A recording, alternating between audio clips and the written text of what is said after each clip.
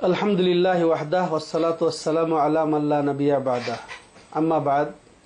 সম্মানিত শ্রোতা ও দর্শক মণ্ডলী, এ পর্বে আপনাদের সামনে আমি উপস্থাপন করছি যে জুমার দিনের করণীয় বা জুমার দিনের হুকুম বিধিবিধান কি। তো যেহেতু আমরা প্রথম পর্বে শুনেছি জুমার ফজিলত, জুমার গুরুত্ব সম্পর্কে, তাহলে এই জুমার দিন আমরা অবহেলায় যেন না কাটাই, এই জন্যে কিছু আমাদেরকে বিধিবিধান মেনে চলতে হবে, কিছু ফজিলতের আশায় কিছু আমল করতে হবে।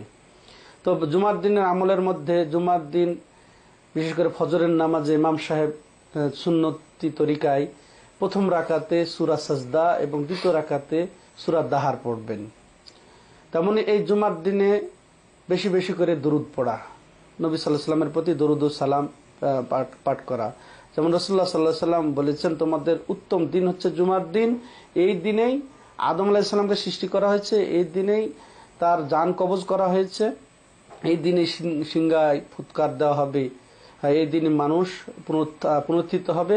অতএব তোমরা আমার প্রতি বেশি বেশি করে দরুদ ও সালাম প্রেরণ করো, তোমাদের দরুদ পড়া আমার প্রতি প্রেরণ করা হবে।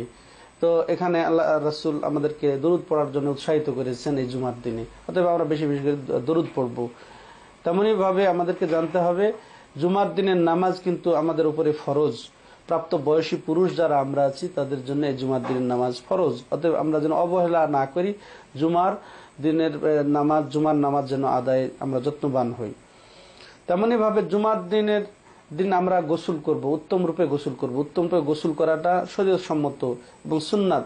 নবী সাল্লাল্লাহু আলাইহি ওয়াসাল্লাম যেমন বলেছেন, ইযা জা আহাদুকুম ইলাল জুমআ ফালইয়াগতাসিল, মুত্তাফাকুন আলাইহি। যখন তোমাদের কেউ জুমার জন্য আসবে সে যেন গোসল করে।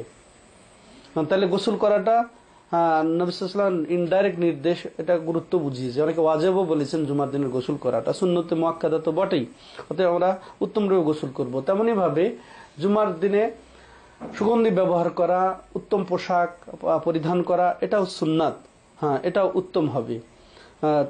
আর যদি আমরা উত্তম পোশাক পরে, উত্তম রূপে গোসল করে, সুগন্ধি ব্যবহার করে জুমার দিনে যাই, তাহলে যেমন নবী সাল্লাল্লাহু আলাইহি ওয়াসাল্লাম বলেছেন, মান ইগতাসালা ইয়াওমাল জুমআ ওয়া মাসসা মিন তিবিন ইন কানা লাহু ইলা আখিরিল হাদিস। যে ব্যক্তি জুমার দিনে উত্তম রূপে গোসল করলো, সুগন্ধি ব্যবহার করলো এবং উত্তম পোশাক সে গ্রহণ করলো, এরপরে সে নীরবতার সাথে প্রশান্তির সাথে মসজিদ পৌঁছে গেল, এরপরে 2 রাকাত বা যতদূর পারে সে নামাজ আদায় করলো, কাউকে কষ্ট দিল না, তারপরে চুপচাপ থাকলো, তারপরে শেষ পর্যন্ত নামাজের শেষ পর্যন্ত সে এই অবস্থায় থাকলো, তাহলে রাসূলুল্লাহ সাল্লাল্লাহু আলাইহি ওয়াসাল্লাম কি সুসংবাদ দিচ্ছেন, আগের জুমা এবং এই জুমার মধ্যে তার গুনার কাফারা হয়ে যাবে। কত বড় সুসংবাদ! এর থেকে আমরা যেন বঞ্চিত না হই। তেমনি ভাবে এই জুমার দিনে আমরা আগে আগে যাব জুমার মসজিদে, আগে আগে যাওয়ার চেষ্টা করতে হবে। আগে আগে যাওয়ার একটা অফুরন্ত ফজিলত রয়েছে, যেটা আমরা সাধারণত পাই না। যেমন রাসূলুল্লাহ সাল্লাল্লাহু আলাইহি সাল্লাম বলেছেন যে প্রথম পর্বে যারা যাবে, দ্বিতীয় স্টেপে যারা যাবে, এটা প্রহর নবী সাল্লাল্লাহু আলাইহি ওয়াসাল্লাম ভাগ করেছেন। প্রায় 5টি প্রহর রয়েছে, 5টি মুহূর্ত রয়েছে। প্রথম প্রহরে যারা যাবে সেজন্য একটি উট কুরবানি করলো, দ্বিতীয় প্রহরে যারা যাবে সেজন্য একটি গাভী কুরবানি করলো, তৃতীয় প্রহরে যারা যাবে সেজন্য একটি খাসি জবাই করলো আল্লাহর জন্য, আর চতুর্থ প্রহরে যাবে সেজন্য একটা মুরগি সাদকা করলো, এরকম ভাবে পঞ্চম প্রহরে যারা যাবে সে একটা ডিম সাদকা করলো। এরপরে আল্লাহর ফেরেশতারা এটা বসে থেকে লিখতে থাকেন, রেজিস্টারে লিখতে থাকেন।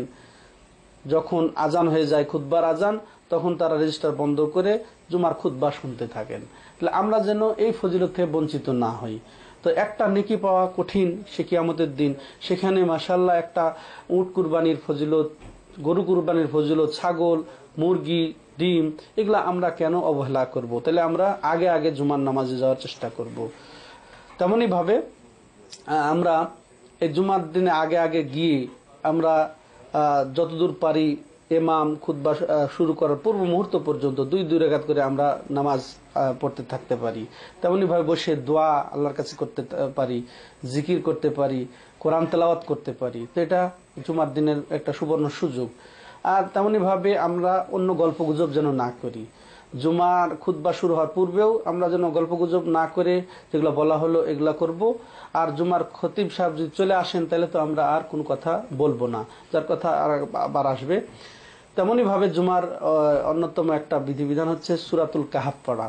সূরাতুল কাহাফ পড়ার ফজিলত সম্পর্কে রাসূলুল্লাহ সাল্লাল্লাহু আলাইহি ওয়াসাল্লাম বলেছেন যে তার জন্য আলোকিত হবে, তার জন্য নূর হবে উভয় জুমার মধ্যবর্তী সময়টা।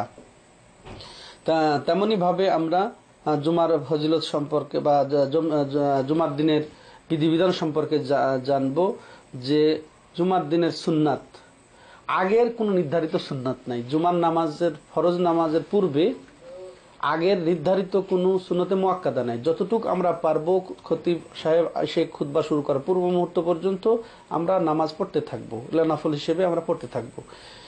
যখন জুমার খুতবা শুরু হবে আর নামাজ আমরা পড়বো না, হ্যাঁ, বাস চুপচাপ খুতবা শুনবো। খুতবা শেষ হওয়ার পরে যখন ফরজ নামাজ আদায় হয়ে যাবে 2 রাকাত, এরপরে আমরা 2 রাকাত সুন্নাত পড়বো, যেটা বুখারী মুসলিম শরীফে এসেছে, বা আমরা 4 রাকাত পড়বো, যেটা মুসলিম শরীফে এসেছে। তো ইমাম ইসহাক রাহিমাহুল্লাহ ওই সমাধান দিয়েছেন, যদি আমরা ওই মসজিদেই নামাজ পড়ে বের হই তাহলে 4 রাকাত পড়ে বের হই, আর বাসায় গিয়ে যদি পড়ি তাহলে 2 রাকাত পড়ি, তাহলে জুমার ফরজ নামাজের পরে 2 রাকাত বা 4 রাকাত আমরা আদায় করতে পারি। তারপর জুমার ফজিলত সম্পর্কে বা জুমার বিধিবিধান সম্পর্কে আরো যেটা আছে যে আমরা যখন মসজিদে প্রবেশ করব, এমনকি যদি ইমাম খুতবাও দিয়ে থাকেন, খুতবা চলমান থাকে, ওই অবস্থায় আমরা 2 রাকাত পড়ে বসবো। 2 রাকাত না পড়ে আমরা চুপচাপ যেন বসে না যাই। যেমনটি হয়েছিল রাসূলুল্লাহ সাল্লাল্লাহু আলাইহি ওয়াসাল্লামের যুগে। নবী সাল্লাল্লাহু আলাইহি ওয়াসাল্লাম খুতবা দিচ্ছেন, এমন সময় এক ব্যক্তি আসলেন, তখন তাকে তিনি বললেন যে সে যেন 2 রাকাত নামাজ পড়েই বসেন।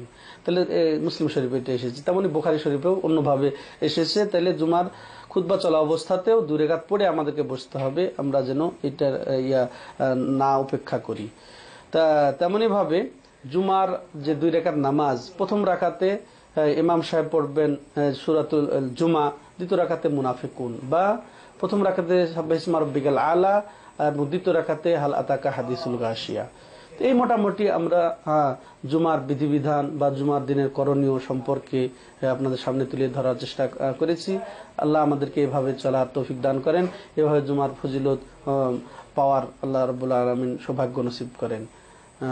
আকুলু কাউলি হাদা আস্তাগফিরুল্লাহ লি ওয়া লাকুম ওয়া লিসাইরিল মুসলিমিন ওয়া সাল্লাল্লাহু আলা নবিয়িনা মুহাম্মদ ওয়া আলা আলিহি ওয়া সাহবিহি আজমাইন।